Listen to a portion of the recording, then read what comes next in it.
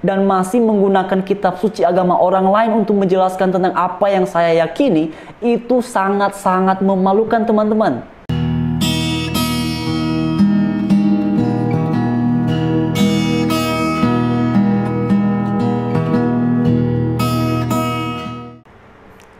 Shalom teman-teman, damai sejahtera Tuhan beserta dengan kalian semua, dan semoga semua teman-teman berada dalam keberkatan dan perlindungan Tuhan Yesus Kristus yang luar biasa mengasihi kita semua. Nah teman-teman sekalian, dalam bagian ini kita sama-sama lagi membahas menanggapi klaim dari seorang mualaf. Tentu saja klaimnya ini berkaitan dengan iman Kristen, dan karena itu teman-teman, sebelum kita menanggapinya, mari terlebih dahulu mendengarkan pernyataan beliau dalam cuplikan video berikut ini. Kita ini jauh sebelum dilahirkan sudah dikabarkan di seluruh jagat ini. Saya tak membaca ayat, mangrungoke ya. Rungoke ya. Telah datang cahaya yang keluar dari Sinai.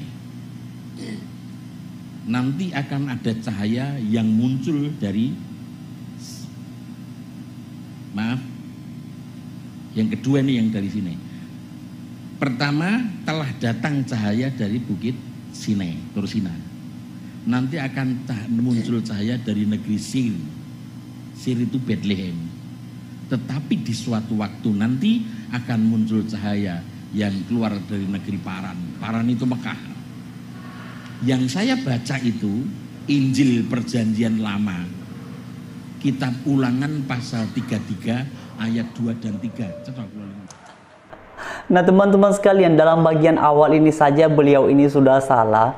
Sebab kitab Ulangan itu bukanlah kitab Injil. Kitab Injil itu adanya di dalam Perjanjian Baru dan terdiri dari 4 kitab. Pertama Matius, Markus, Lukas, dan kitab Yohanes. Sedangkan kalau kitab Ulangan adalah kitab terakhir dari kitab Taurat. Kitab Taurat itu terdiri dari 5 kitab: Kejadian, Keluaran, Imamat, Bilangan, dan Ulangan. Nah pada bagian ini saja beliau ini sudah salah ya teman-teman. Kemudian teman-teman, mari kita baca ayat yang beliau tafsirkan ini. Di dalam kitab Ulangan pasal 33 ayat 1, 2, dan 3 dikatakan, inilah berkat yang diberikan Musa abdi Allah itu kepada orang Israel sebelum ia mati. Kemudian ayat yang kedua teman-teman, berkatalah ia, Tuhan datang dari Sinai dan terbit kepada mereka dari Seir. Ia tampak bersinar dari pegunungan Paran dan datang dari tengah-tengah puluhan ribu orang yang kudus. Di sebelah kanannya tampak kepada mereka api yang menyala. Kemudian ayat yang ketiga, sungguh ia mengasihi umatnya, semua orangnya yang kudus. Di dalam tanganmu lah mereka, pada kakimu lah mereka duduk menangkap sesuatu dari firman-Mu. Nah teman-teman sekalian, ayat ini sama sekali tidak berbicara tentang nubuatan. Teman-teman bisa memperhatikan di ayat yang pertama bahwa ini adalah berkat yang disampaikan oleh Musa untuk bangsa Israel sebelum ia mati. Jadi ayat kedua dan seterusnya itu adalah berkat yang disampaikan oleh Nabi Musa kepada bangsa Israel sebelum ia mati. Dan ini sama sekali tidak ada hubungannya dengan nubuatan. Ini jelas-jelas adalah ucapan berkat yang disampaikan oleh Musa. Nah teman-teman sekalian, tadi juga beliau ini mengklaim bahwa Paran itu adalah Mekah. Apakah benar? Nah agar teman-teman memperoleh informasi yang utuh mengenai hal ini dan juga hubungannya dengan Hagar, teman-teman bisa mengklik link yang ada di kotak deskripsi. Di situ sudah ada artikel yang membahas hal ini secara utuh. Jadi teman-teman bisa mendapati informasi yang benar di situ. Islam percaya sama Injil dah. Loh, kalau Anda tidak percaya, tidak orang Islam Anda.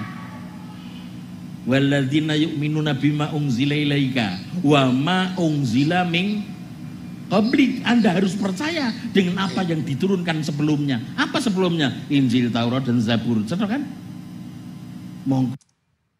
Nah teman-teman, beliau ini benar-benar bukan salah ucap ya, tapi memang karena benar-benar tidak tahu. Buktinya beliau ini berapa kali mengulangi istilah Injil Taurat, Injil Taurat. Padahal sudah jelas Injil dan Taurat adalah dua istilah yang berbeda, dua kitab yang berbeda ya teman-teman ya. Lewis ngomong, besok akan muncul cahaya yang telah datang, cahaya dari bukit Sinai. Sinai itu Tursina. Watin, wazaitun, waturi sinina, wahadzal baladil. Amin. Papat ya. Watin wapunya wapu kosam. Ojo kok woco dan, tapi demi. Mengapa? Karena wawunya wawu kosam, wawu sumpah. Watin, demi pohon tin. Bahkan seorang ahli tafsir namanya Jamaluddin Al-Qasimi itu sampai punya keyakinan tin itu nama lain dari pohon bodhi. Siapa yang mendapat wahyu di bawah pohon bodhi kecuali Siddhartha Gautama. Menurut Jamaluddin Al-Qasimi, Siddhartha Gautama itu seorang nabi walau bukan sampai rasul. Menurut Jamaluddin Al-Qasimi yang hidup di abad 19. Ya. Cahaya yang keluar dari negeri Sinai itu Nabi Musa alaihissalam sudah lahir. Tapi nanti akan muncul cahaya yang gembalapan yang muncul dari negeri Sin. Sin itu zaitun. Kalau aku nyebut zaitun angan-angan jenengan ini lengo. Ya, betul. Saya kita kabari ya. Zaitun itu nama sebuah dukuh yang ada di desa Alkut, ya, kecamatannya atau kabupatennya namanya Baitul Lahmi. Bait itu rumah, Lahmun itu daging segar. Baitul Lahmi itu maknanya daging segar. Orang dulu nyebut Baitul Lahmi, wong saiki Bethlehem, betul kan? Tetapi pada suatu waktu nanti akan ada cahaya yang gembalapan yang keluar dari negeri Paran. Paran itu mana? Di kitab Kejadian pasal 21 ayat 21, Paran itu nama lain dari Makkatul Mukarramah. Ketika Hajar dalam bahasa Islam, dia membawa kirbat tempat air untuk mengambil air di negeri Paran. Paran itu mana? Makkatul Mukarramah. Siapa nabi yang lahir di Makkah Al-Mukarramah kalau tidak Muhammad? Sekali lagi saya ingatkan kepada teman-teman untuk mengerti dan memperoleh informasi yang utuh dan juga hubungannya dengan Hagar. Teman-teman bisa mengklik link yang ada di kotak deskripsi supaya teman-teman bisa memperoleh informasi yang utuh dan benar mengenai Paran dan juga kaitannya dengan Hagar. Tetapi teman-teman perlu diingat bahwa Hagar itu adalah orang Mesir. Jadi ketika ia diusir oleh Abraham dari rumahnya, kemungkinan terbesarnya adalah ia ke Paran dalam rangka untuk pulang ke Mesir karena dia memang berasal dari Mesir. Dan karena itu teman-teman, agar teman-teman memperoleh informasi yang utuh mengenai hal ini, silakan teman-teman mengklik link yang ada di kotak deskripsi ya teman-teman. Kemudian tadi beliau ini juga mengklaim bahwa Bethlehem adalah artinya daging segar. Ini juga pernyataan yang sangat keliru.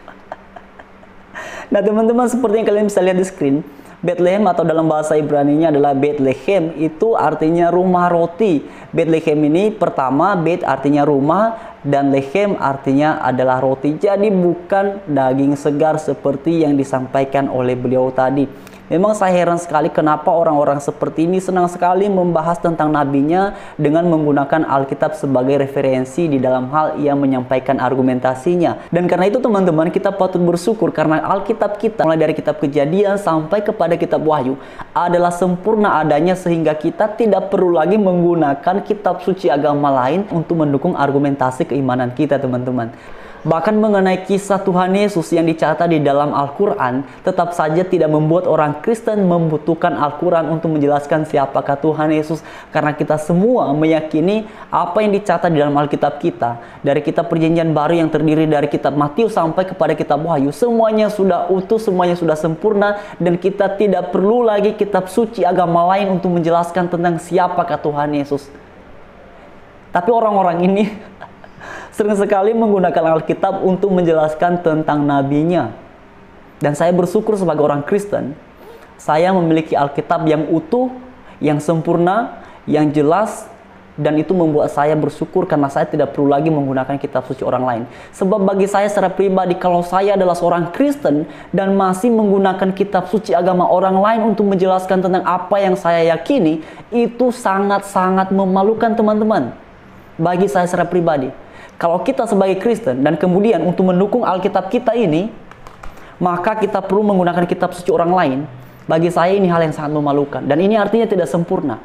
Tetapi puji Tuhan, karena Alkitab kita adalah sempurna, kita tidak perlu kitab suci orang lain untuk mendukung argumentasi keimanan kita. Bahkan termasuk kisah Tuhan Yesus yang juga dicatat di dalam kitab suci agama lain.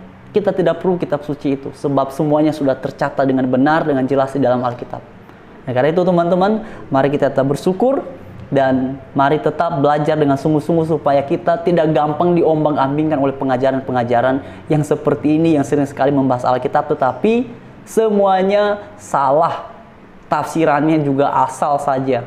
Jadi sekian teman-teman, saya berharap bagian ini memberikan kita edukasi yang baik, dan pada akhirnya Tuhan Yesus memberkati kita semua. Haleluya. Shalom.